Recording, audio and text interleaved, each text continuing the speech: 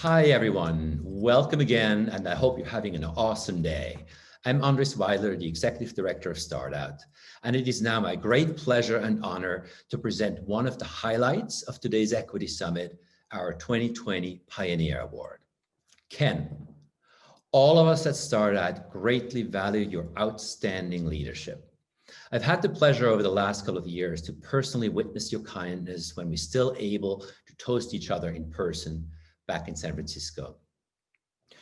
Your tireless support as an LGBTQ advocate, your almost 30 years of engagement with AT&T that founded one of the first ERGs in the country, and your dedication to the Trevor Project and San Francisco Gay Men's Chorus are a testament to your personal and broad commitment to our whole community.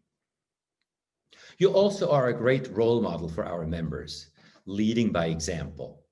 You've helped pave the way for so many of us to pursue our dreams that were once considered limited and unimaginable. With your pioneering spirit, you have allowed the LGBTQ movement to significantly advance our goal of economic empowerment for our whole community. That's so awesome on so many levels, and we'd like to thank you and your colleagues at AT&T who fought the fight before and now with you for being such powerful and long-term advocates. Ken McNeely, it is my great honor to present you our 2020 Pioneer Award. Congrats, Ken. Thank you so much for that generous introduction. I'm so excited to be able to receive StartOut's Pioneer Award today. It's a great honor. Thank you so much. I'm really happy to be able to make a difference in communities, and that AT&T allows me that opportunity to really understand and be impactful.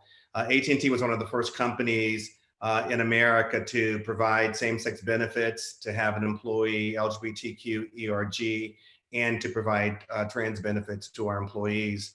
I'm so delighted to be able to do that work and to make a difference, one that is supported and appreciated by our community at large. Thank you, StartOut, for all that you do.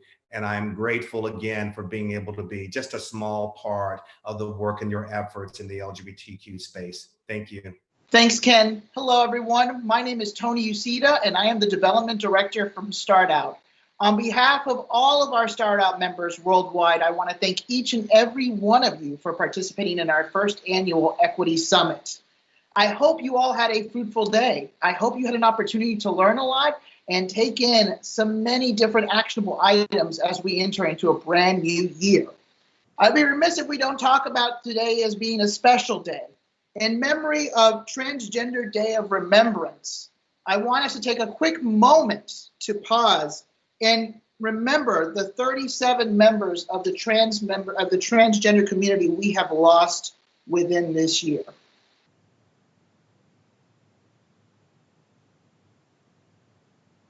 In their honor today, let us take a brief moment and discuss what calls to actions we can be able to take as we come into our new year. So right now, I want to call Sonia Fox from How to Hire as a Startup Founder and Best Leverage Diversity to tell us her call to actions. Thanks so much, Tony. As Tony said, my name is Sonia Fox. I'm an HR thought partner and founder of Verde. Look, my session on how to hire as a startup founder and best leverage diversity with our panelists, Shari Holly of Pipelines, as well as Jennifer Kim, startup advisor and of inclusion at work, was just amazing, full of so many gems. And the biggest wealth of gems in our call to action that we came away from our session was you have to do the work. The thing is, as our panelist Shari Holly raised, we don't want to be in the same place come 2050 talking about the same things. And so what that's going to, require of us is really taking those intentional steps with your hiring and your company culture. So even if that does increase your time, trust us, it will yield so many dividends in the long run. And also, aside from diversity really making great business sense, it also helps us contribute to our companies truly reflecting the world that we live in.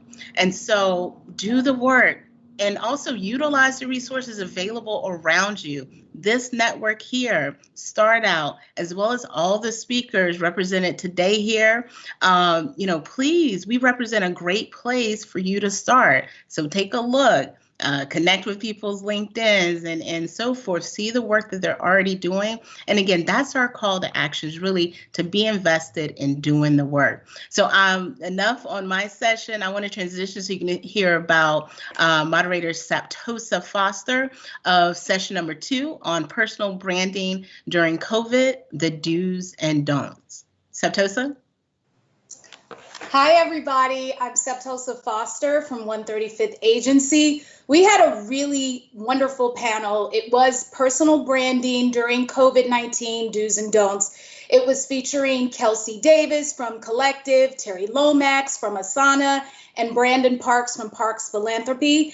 And we started out defining what a personal brand is. And the panelists decided that it is who you are holistically, your holistic identity, your capacity to show up truly as oneself, very authentically.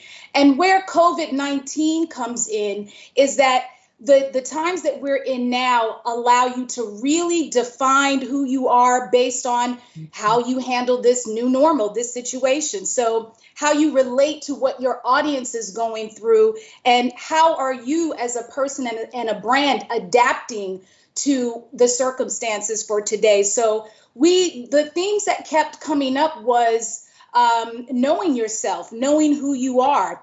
And your personal brand is good when your name is spoken of positively in rooms you're not even in. And so we talked about that. Also, humility was a key that Kelsey said that really changed her business and how she operated it, in terms of just listening and not, acting like you know everything. Humility, a very simple key. And we just really acknowledged that, we're human, we're going to make mistakes, but always being yourself is the best personal brand strategy that you can adopt in any time. So I could go on, but that was a great conversation. And now I'm going to kick it off to Candace Morgan. Hi, everyone. My name is Candace Morgan. Thank you for the warm introduction, Saptosa. I lead equity, diversity, and inclusion at Google Ventures. And I am, it's part of my role, responsible for increasing the diversity of the founders that we're funding and the networks that we're building for our team. I had a fantastic panel, and I just want to call out my panelists really quickly. So I had Melissa Bradley, who's co-founder of Eureka. She's managing partner at 1863 Ventures. I had Cheryl Conti, CEO and co-founder of Do Big Things, and she's also at Impact Seat. And I also had Melissa Moore, who is an investment partner with a community fund, as well as a program manager at Allraise. As you'll hear, everyone that I talk to has multiple roles. They are women of color who have experienced both sides of the table. They've experienced raising their own funds, or as entrepreneurs, raising capital. They've also experienced being an investor. So we tackled 3 big questions. One is, what is the role of LPs and fund managers in actually supporting diversity, equity, and inclusion? And what is challenging about that today? Because there aren't a ton of great examples yet in which at the LP stage, we're seeing enforcement of DEI. We, of course, some notable exceptions. David Swenson at Yale saying diversity has to be part of those that they're deploying capital into. But the panelists talked about how it just makes better business sense. We've seen countless studies about how diverse teams actually are explicitly linked to higher innovation. What industry, this industry, if it's about a single word, it's about innovation and ideas. And also the fact that there's a lot of homogeneity in terms of who is in the industry right now. And meanwhile, women of color are the fastest growing segment of entrepreneurs. So another question we talked about were, what are some of the barriers for underrepresented groups? We also talked about what you can do, and it is to use your networks, talk to LinkedIn, go on LinkedIn, go on AngelList, go on Techoria, go to Black Women Talk Tech. Remember that it's about the LP or the investor getting to know you, and to spin off your own company, your own fund when you need to. So with that, I'm going to go ahead and pass it over to Peggy Mango of PayPal. Hi, I am Peggy Mango. I am the operating partner at PayPal Ventures. I had the pleasure of moderating session 5, how to leverage entrepreneurship for social justice, how to be a good ally. My panelists were Acacia Woods-Chan, founder of Ethnic Ties, Kimberly Mahan, founder and partner at Max Potential, and Mario Ruiz, an investor with PayPal Ventures. So the common theme in our panel was this concept of flip the script or flip the narrative, meaning we know that being an ally for historically oppressed people is the right thing to do, but to maximize effectiveness, we need to focus on telling the story differently. So similar to what Candace was leading with just now, diverse and inclusive teams produce better results for teams, for organizations, for companies. They lead to better performance. So to be a great ally, you can advocate and help others understand if we don't have diverse teams and diverse voices, we are missing out. If we don't have diverse and inclusive teams, we will not outperform our competitors. We will miss opportunities. So when you're selling your company and you're selling your vision, your diverse team is an asset. When you're hiring and mentoring, those diverse hires will make your team better, stronger, and higher performing. And so that was a strong theme in this panel. It was an incredibly inspiring and high energy panel. It certainly gave me a lot of energy. And some additional calls to action, more specific, were, showing, not saying. So not more doing, less talking, acting in good faith, always assuming the best, being conscious, who is speaking and who is not, who is present and who is not. Of course, checking our privilege. And then, I will end with a little bit more inspiration that was spoken by one of our panelists, Kimberly Mahan. Be the change you want in this world. Learn by doing, lead by example, and pay it forward. And with that, I would like to pass it on to Ace Calwood. Well, thank you so much for that. I'm actually here in Richmond, Virginia, around the corner from Kim. So really nice to hear her words rolling into this wrap up. My name's Ace Calwood. I'm a DEI facilitator, a facilitator of hard conversations across the board, DEI related or otherwise, a former founder and an innovation educator. And so we were kind of at the nexus of my worlds in having a conversation around the business case for DEI. And we had Lily Zhang, who's an author and DEI expert. We had Stephanie Lampkin, founder of Blendor, Julia O'Shaughnessy, who leads Amazon Web Services, Startup Initiative, and the data and operations portion therein. And then Fenimore Fisher, the Chief Diversity and Inclusion Officer at DLA Piper. So just really highly accomplished panel. And really the crux of our conversation was about how we ought not have to make the case for DEI in business. We tend to cater to this idea that we have to increase shareholder value and the culture of business in which we all operate. And the reality is we're typically making that business the dollars and cents case for, as it was phrased, heteronormative white men. And if we unpack that a bit and think about the culture of business, we're reducing the people, diverse talent and talented individuals in organizations to the dollars and cents. And one would argue that that is business at its core. But the reality of our conversation is we shouldn't have to make that case. We should focus on trust and transparency in our organizations. We should consider moving DEI out of HR as this flashy initiative and into the business units where we can drive real value. And I'll leave you with the core risk is not addressing the experiences of the underserved versus mitigating the risk of a reverse discrimination lawsuit. We should focus on the former, not the latter. So I will hand it over to Pooja Singh, who talked about economy, legal, and tax 101. So my name is Pooja Singh, and I led the session on post-US presidential election, the economy, tax, and legal 101.